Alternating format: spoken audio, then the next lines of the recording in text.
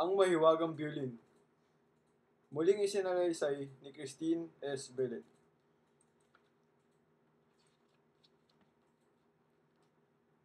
Noong unang panahon, mayroong isang anak na nais makatulong sa kanyang mahirap na magulang. Rodrigo ang pangalan ng binata. Pumasok siyang utusan sa isang mayamang negosyanteng si Ahab. Taunan ang sweldo ng mga tauhan ko. Mabagsik na sabi ni Ahab. Hindi po bale, para makiipon po ako ng malaki, sagot ni Rodrigo. Masipag sa trabaho si Rodrigo. Maliksi sa bawat ipinag-uutos sa kanyang ng amo. Maaga sa pagbubukas ng tindahan at maagap sa pagbubuhat ng mga kalakal. Makalipas ang isang taon, hiningi na ni Rodrigo ang kanyang sweldo kay Ahab. Gusto ko po sanang umuwi muna sa amin para maibigay ang sweldo ko sa aking mga magulang. Ang hinahong paalam ni Rodrigo. Sa susunod na taon mo na kunin ang iyong sweldo para mas malaki. Pandidilat ni Ahab sa binata. Pumayag si Rodrigo dahil iniisip niyang may ipon ang kanyang sweldo. Mas malaki ang pera ang may uwi ko sa amin sa susunod na taon, bulong ni Rodrigo sa sarili. Makalipas ang ikalawang taon, hiningi muli ni Rodrigo ang kanyang sweldo kay Ahab. Wala akong maibibigay sa'yo dahil hindi mabuti ang iyong trabaho. Busangot na sigaw ni Ahab. Hindi po totoo yan. Pinagbubuti ko po ang aking trabaho. Galit na sagot ni Rodrigo. Kung gayon, ito ang 2 piso.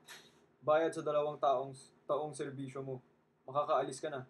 Sabay talikod ng malupit na amo. Walang nagawa si Rodrigo. Umalis siyang dala ang 2 piso.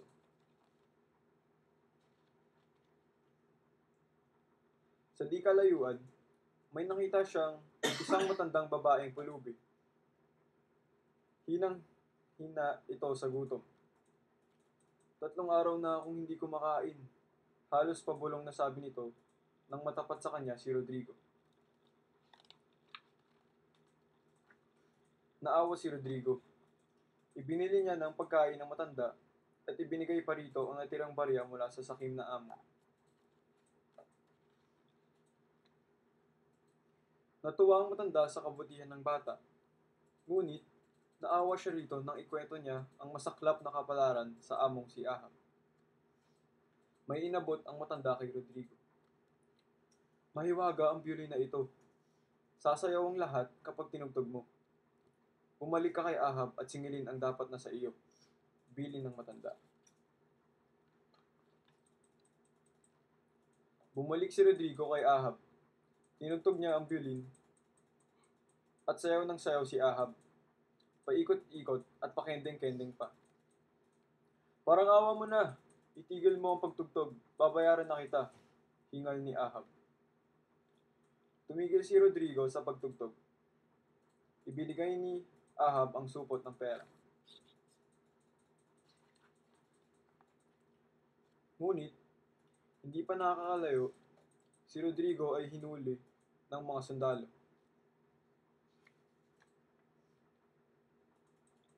Ayan na magnanakaw! Hulihin niyo at ikulong! Galit na galit si Ahab.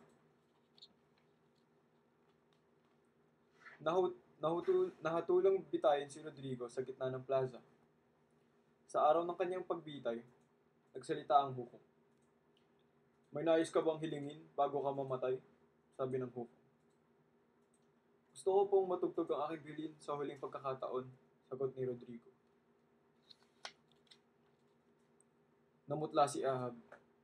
Tinugtog ng binata ang violin at sumayaw ang buong bayan.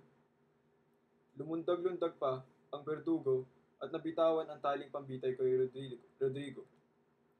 Humihingal ang lahat ng tao. Tumigil ka na! Magsasabi na ako ng totoo. Hiyaw ni Ahab habang sumasayaw. Inamin niya sa buong bayan ang ginawa kay Rodrigo. Nahatulan siya ng hukom na makulong. Binayaran rin niya si Rodrigo sa 2 taon nitong pagtatrabaho. Ano kaya ang ginawa ni Rodrigo?